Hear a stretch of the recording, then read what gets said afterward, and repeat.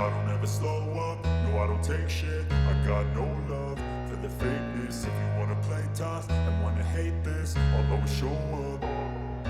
I don't ever slow up, no I don't take shit. I got no love for the fakeness. If you wanna play tough and wanna hate this, I'll always show up and make a statement. I don't ever slow up, no I don't take shit. I got no love for the fakeness. If you wanna play tough and wanna hate this, I'll always show up and make a statement. What's good, YouTube? C1 Mac here with another video, another reaction. This video is different. I understand that. If this video is not for you, I have other type of videos you can react to. Thank you for coming either way. But for those that know me, for those that been on my Facebook page, y'all know I'm a wrestling fan, right? So one of the characters that's grown with me as I evolved to understand the wrestling business, the art of wrestling entertainment, is none other than Ron Killings, aka R-Truth in the WWE. That man is so funny. I just want to be in his space. I want to know this man. I want to be able to meet him, have a great discussion, ask questions.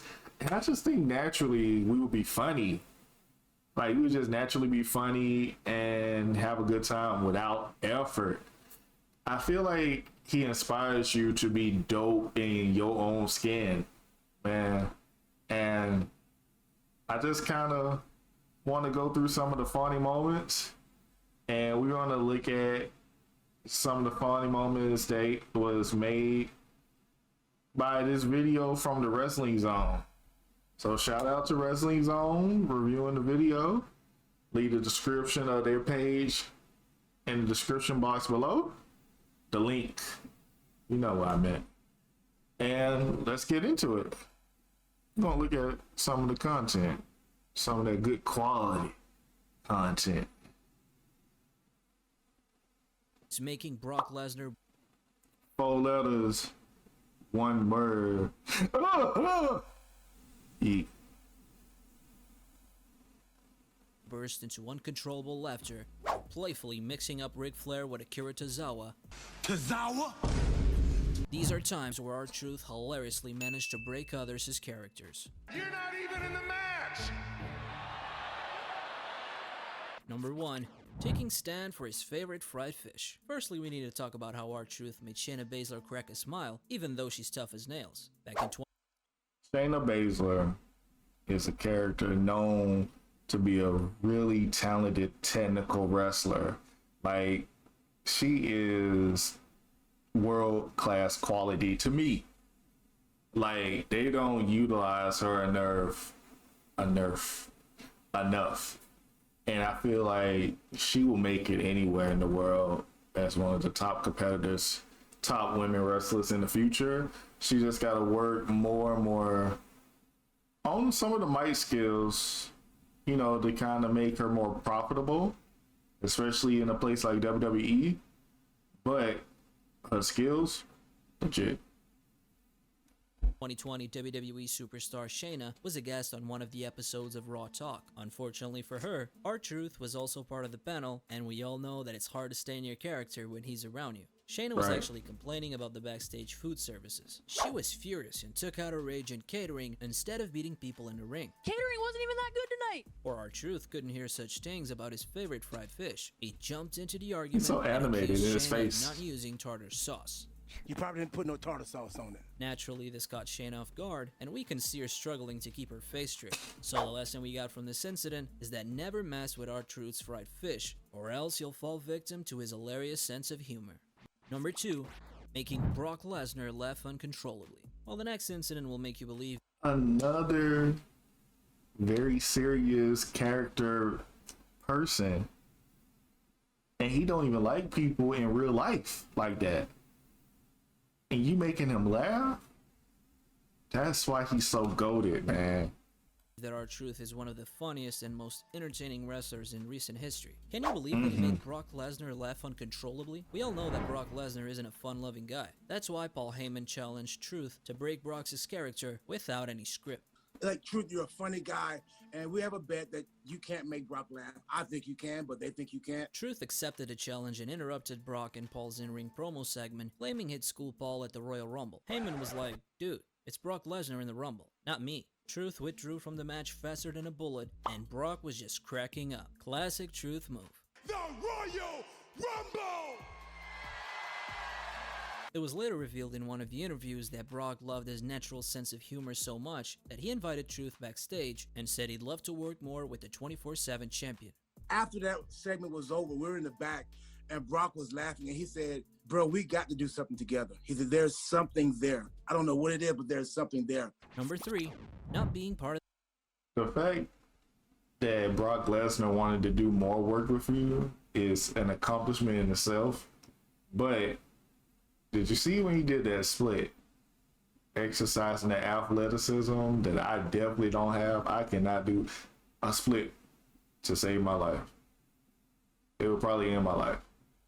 the match. We can understand why Vince totally relies on Truth. He's the laughter maestro, cracking jokes without crossing lines. That's why he gets more creative freedom than other wrestlers. For example, almost 8 years ago, Truth interrupted a Raw segment involving Roman Reigns, Kane, and Dolph Ziggler. He began talking about conquering his fear of heights and said he was really excited about winning the Money in the Bank briefcase. But there was a small problem. He wasn't even part of the match. Kane, the bearer of bad news, came forward to inform Truth that he wasn't even in a match. You're not even in the match! Confused, Truth started apologizing to everyone. The whole arena was cracking The up. angle, Kane the tried to camera maintain a angle, serious dog. face. Roman and Ziggler couldn't contain their amusement and burst into fits of laughter. Number 4, knocking himself out before Big Show does. No one is safe from Truth's humor, not even the mighty Big Show. In the world of WWE, people make sure to keep their distance from the Big Show. After all, he's not just a giant in stature, but also a master at ensuring everyone stays in line. But you guessed it, Truth still dared to mess with him. In one unforgettable segment, Big Show went on a rampage, throwing knockout punches left and right. Scared of getting a real punch from the Big Show, Truth opted for a different strategy. He pretended to get knocked out, sprawling on the ground. The camera then swiftly shifted away from Big Show, capturing his amused grin as he chuckled at Truth's playful antics. Yes, it was. Number 5, dressing up as a Confederate soldier. Even when he's the bad guy, Truth is a comedy genius. Back in 2011, he ended up challenging John Cena for the WWE Championship. As part of this program, Truth messes up with a fan and his son in the audience. To cap it off, he chucked a whole soda at the fan. Then the Raw boss said Truth could fight John Cena, but he had to apologize first. So in Richmond, where history says it used to be the Confederate capital, Truth does something wild. He walks out during a segment with Stone Cold Steve Austin and Vince McMahon, dressed as a Confederate soldier. He says sorry to everyone, including the soda, and explains he's breaking free from the WWE universe. I'm in Richmond, Virginia. Just imagine R-Truth, a black wrestler, wearing the uniform of the racist army of the Confederacy. Vince keeps a straight face, but Austin loses it. Camera has to look away as Austin starts cracking up. Number 6, trying to catch the imaginary briefcase from the air. If there's one thing you can trademark about R-Truth's WWE vibe, it's this constant cloud of comedy confusion that hangs around him like a friend. Let us take you guys back to the 2016 Royal Rumble, where Truth storms in at number 12 and whips out a ladder. Everyone's looking around like, what in the world is happening? He sets up the ladder and climbs it like he's on a mission, ready to grab that imaginary briefcase. But the plot twist here is there wasn't a briefcase. Truth thought the Royal Rumble was a ladder match, and oh boy did he pay for that mix-up. Kane shows up and eliminates him from the match. I think our Truth thinks this is a ladder match for the championship. Later on, I remember this so vividly because when he comes out there, you never know what he's going to do. You just know that it's going to be funny, but you don't know how funny it's going to be. And in the Royal Rumble, there's 30 people, and they come out after a countdown of a certain amount of time, and they have to toss each other over the top of the rope to be eliminated. And the last person in the ring wins the Royal Rumble. And for the fact that he came out there and grabbed the ladder, like, grab the ladder, right? And slide it into the ring, and people just see him doing this and understanding what they match is about, and this doesn't involve the match. It's a different type of match. And then he looks so lost and so committed to being lost. You can't help but to laugh and just chuckle at all of the theatrics, man. It's like the content he creates is gold, and he keeps it changing it up, or he keeps it fresh every single week. Like, you want to see him whether he's in a championship picture or not. The Not Sam Wrestling podcast, Truth spills the beans. He pitched the letter idea to Vince, making the Rumble look like a Money in the Bank match. And guess what? Vince finds it hilarious and bursts into laughter. Number 7, dancing spontaneously in front of Daniel Bryan. Every WWE fan knows Carmella and dance Truth were break. the coolest tag team ever in 2018. Carmella had Truth's back, helping him keep that 24/7 championship whenever she could. They clicked so well that their partnership kept going from Miz TV to Truth TV. Guess who their first guest was? None other than Daniel Bryan. Even a wrestling legend like him couldn't help but be surprised and amused by their funny moves, especially when Truth and Carmella busted out a spontaneous dance. Number 8, thinking AJ constructs SmackDown House by himself. I bet this next one will make you know why R-Truth is everyone's favorite. In a chat with AJ Styles on Raw, Truth pulled off a hilarious move trying to crack AJ's serious wrestler vibe. Turning to AJ, Truth asks if SmackDown was his house. Does he also do condos, duplexes, or little 3-story homes? Truth thought that AJ was the constructor. AJ looks kinda shocked trying to keep it together. Because to people that don't watch wrestling and just curious, AJ Styles used to come into whatever show he's a part of, whether it's Raw or SmackDown, and say, this is the house that AJ Styles built. And he's trying to figure out how many different types of houses he actually builds and just do a play on that. And it's something that I would do. It's my sense of humor and type of jokes. Corny, but effective. Condominiums, little homes. What are we doing Did here? you not build the SmackDown house? And then he blames the host Charlie Caruso for encouraging Truth's crazy talk. It's the house that AJ Styles built, but it doesn't mean I actually built it by hand. Trying to save things, AJ explains And how that you Truth built- shouldn't take the house AJ built stuff too seriously. He says, I built it not with my bare hands. And Truth was disappointed. Number 9, Damian Priest couldn't resist Truth's humor. Every entertainer needs to take notes from R-Truth on how to make serious and intense characters like Damian Priest laugh. A few months ago, Raw kicked off with the Judgment Day like it usually does, but then R-Truth showed up wondering about his initiation last week, where Judgment Day basically beat him up. But here's where it gets even funnier. Truth suggests a loser leaves Judgment Day match with JD McDonough. And guess what? Damian Priest agrees. In the middle of all this, Truth manages to make Damian break character on live TV. I saw it in your eyes.